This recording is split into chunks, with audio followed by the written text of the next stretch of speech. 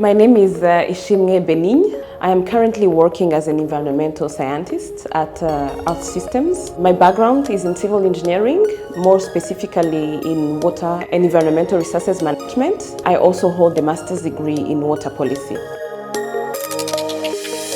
I have always had a particular interest in science courses since a young age.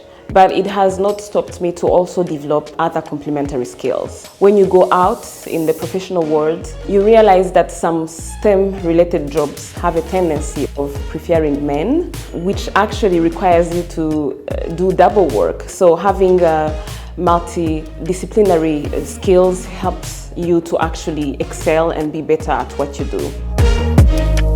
I have faced quite a number of challenges, but apart from that, I was also my own challenge, I would say. I was my own barrier.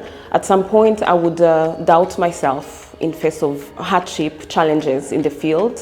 But I'm grateful because I am part of a generation where we have at least a few women in the STEM field, role models that we can look up to.